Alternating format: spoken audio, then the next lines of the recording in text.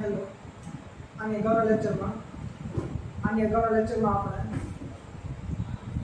ટેક્સેશનની અંદર યુનિટ 2 માં પ્રસ્તાવના જોઈ. આજે આપણે એક એક્ઝામ્પલ સોલ્વ કરીશું. Simple example. રકમ જોઈએ.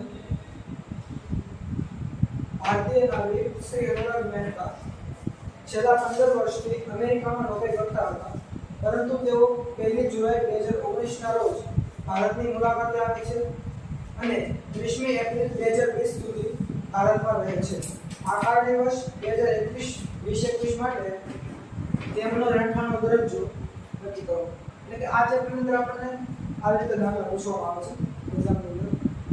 શોર્ટમાં હોય આમાં એવું પૂછવામાં આવે, આ કારણવશ આપ્યું હોય એટલે આ કારણવશ માટે રહેઠાણનો દરજ્જો નક્કી કરવાનો હોય. હવે રહેઠાણનો દરજ્જો કેવી રીતે નક્કી કરવો? તો આની અગાઉના લેક્ચરમાં મેં તમને જે મૂળભૂત શરતો કીધી હતી એ મૂળભૂત શરતો મુજબ બે મૂળભૂત શરતો છે. એ શરતોના આધારે આપણે રહેઠાણનો દરજ્જો નક્કી કરવાનો છે. કઈ રીતે આપણે જોઈએ. સૌથી પહેલા રકમને એકવાર સમજી લો. ભારતીય નાગરિક શ્રી અનુરાગ મહેતા એટલે કે ભારતના રહેવાસી છે. અનુરાગ મહેતા એ ભારતના નાગરિક છે. છેલ્લા 15 વર્ષથી તેઓ અમેરિકામાં નોકરી કરે છે.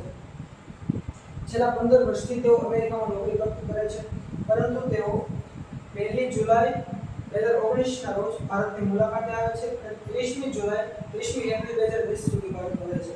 એટલે 1 જુલાઈ 1 જુલાઈ 2019 થી ક્યાં સુધી 30 એપ્રિલ 2020 સુધી 30 એપ્રિલ 2020 સુધી ભારતની અંદર રહે છે.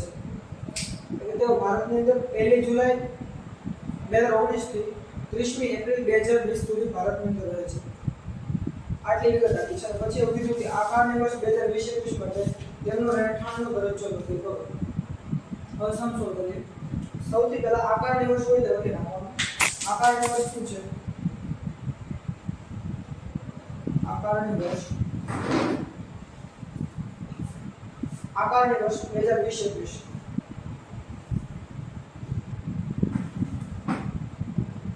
આગળનું વર્ષ લખી ત્યાં પછી પાછલું વર્ષ લખી નાખવાનું. પાછલું વર્ષ શું છે? પાછલું વર્ષ એટલે કે આકારણી વર્ષ હોય એની પાછળનું જે વર્ષ હોય એ પાછલું વર્ષ 2019-20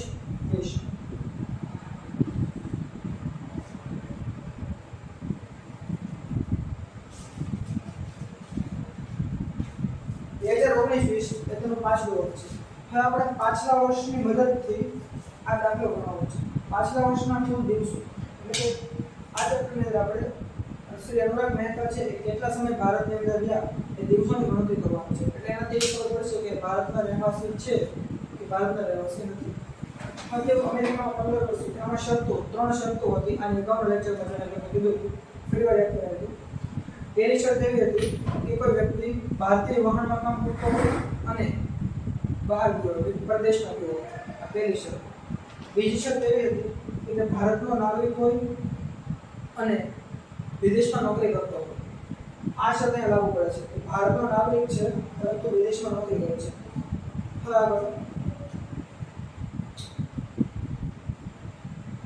દિવસોની ગણતરી કરીએ આપણે. દિવસોની ગણતરી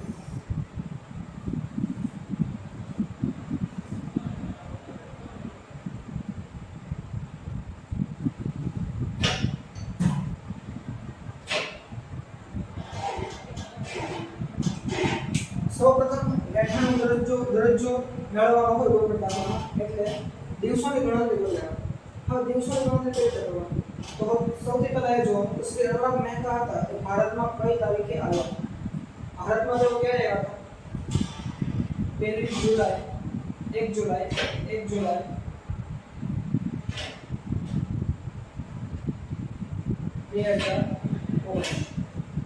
2019 ભારતમાં આવ્યા. ભારતમાંથી ક્યાં 30મી એપ્રિલ 2020 30મી એપ્રિલ 2020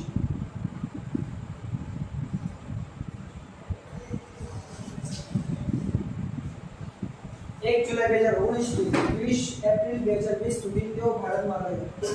હવે પાછલું વર્ષ પાછલું વર્ષ જોઈ લેવું. પાછલું વર્ષ હોય આપણું નાણાકીય વર્ષ છે નાણાકીય વર્ષ એની મદદથી પાછલું વર્ષ નક્કી કરવાનું. એટલે નાણાકીય વર્ષ શું છે 1/4 થી 31 એટલે 1/4 આપણું નાણાકીય વર્ષ છે એટલે એક આ પાછલું વર્ષ બરાબર શું લખી શકું છું 1/4 એ આપણું કયું વર્ષ છે નાણાકીય વર્ષ 1/4/2019 થી 31/3/2020 આપણું પાછું વર્ષ છે 1/4/2019 થી 31/3/2020 આ વર્ષ દરમિયાન આપણે દિવસોની ગણતરી કરવાની છે. હવે સૌપ્રથમ શ્રી અનુરાગ મહેતા ભારતમાં કયા મંથમાં આવે છે? તેઓ જુલાઈમાં આવે છે એટલે જુલાઈ સૌથી પહેલા મંથ નક્કી કરવાનું છે જુલાઈ.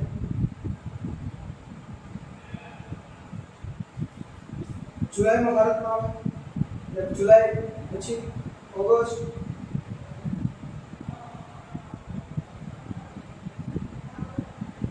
ઓગસ્ટમાં ભારતમાં રહ્યા જુલાઈ પછી ઓગસ્ટ પછી સપ્ટેમ્બર ઓક્ટોબર એવી રીતે September October July August September October થી એવી રીતે એપ્રિલ સુધી તો ભારતમાં છે. સપ્ટેમ્બર ઓક્ટોબર નવેમ્બર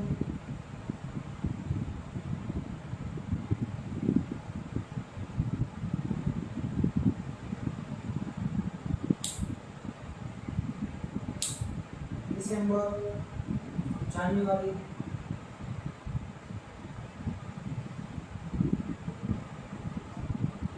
ફેબ્રુઆરી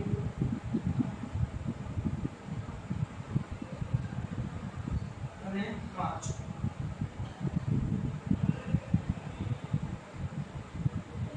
એટલે કે શ્રી અનુરાગ મહેતા આપણું પાછલું વર્ષ છે 31 માર્ચ એટલે માર્ચ સુધી તો ભારતની અંદર રહ્યા છે એટલે આપણે માર્ચ સુધીના મંથની ગણતરી કરવાની.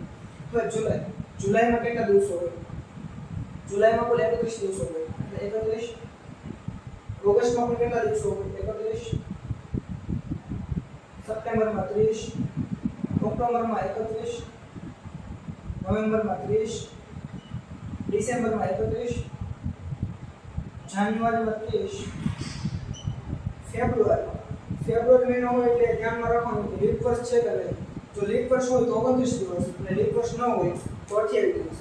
તો જોવામાં લીપ વર્ષ છે કે ફેબ્રુઆરી મહિનો કયા વર્ષમાં આવે છે? ફેબ્રુઆરી મહિનો 2020માં. 2020 એટલે 2020 લીપ વર્ષ છે કે નહીં તે નક્કી કરવું હોય તો 20 ને 4 વડે ભાગી દેવાના. તો નિશેષ ભંગાતું હોય તો લીપ વર્ષ છે પણ કહેવાય. એટલે 20 ને 4 વડે ભાગે એટલે લીપ વર્ષ. લીપ વર્ષ હોય તો 29 દિવસ એટલે 29 દિવસ. અને માર્ચમાં 31 દિવસ. હવે આ બધાનો સરવાળો કરી નાખવાનો. જે દિવસો આવે એટલા દિવસ સુધી શ્રી અનુરાગ મહેતા ભારતમાં રહ્યા હોય 31 દિવસ.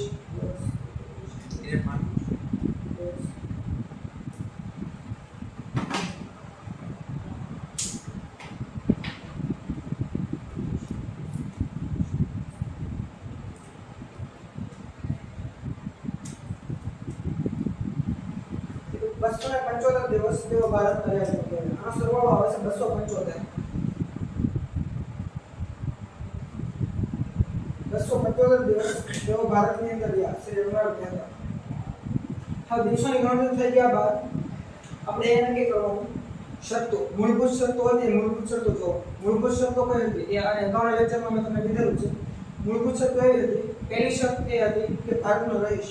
તો રહીશ હોય ત્યારે બે શરતો લાગુ પડતી. એની અંદર પહેલું કે કોઈ વ્યક્તિ પાછલા વર્ષ દરમિયાન એટલે કે પાછલું વર્ષ છે આ દરમિયાન ભારતની અંદર 182 દિવસ કે તેથી વધુ દિવસ રહ્યો હોય તો તે રહીશ છે તેમ કહેવાય. તો પહેલી શરત અહીંયા લાગુ પડે છે. પાછલું વર્ષ પૂછ્યા. પાછલા વર્ષ દરમિયાન શ્રી અનુરાગ મહેતા કેટલા દિવસ? 275 દિવસ. શરતમાં કેટલા હતા? 182 દિવસ. એટલે પહેલી શરત અહીંયા લાગુ પડે છે. એટલે કે આ વ્યક્તિ ભારતનો રહીશ છે તેમ કહેવાય. એટલે આન્સર લખવાનો સેન્ટેન્સ બનાવો કે શ્રી અનુરાગ મહેતા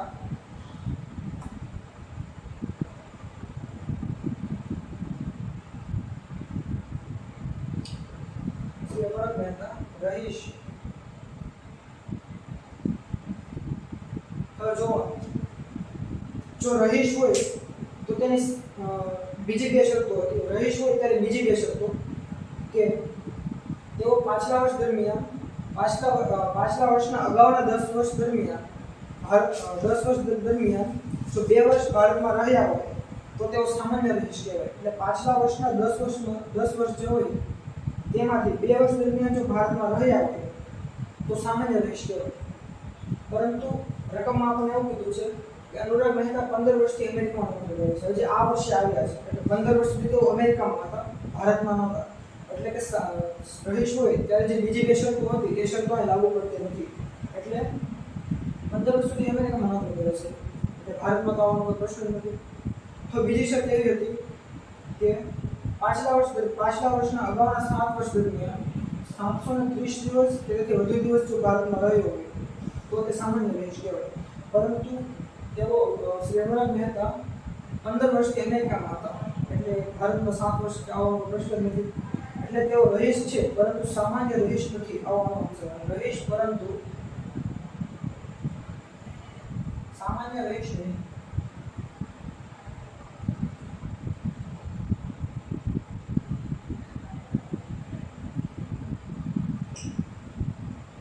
આ આપણો આન્સર આવી ગયો. પહેલું એક્ઝામ્પલ આવી રીતે હોય.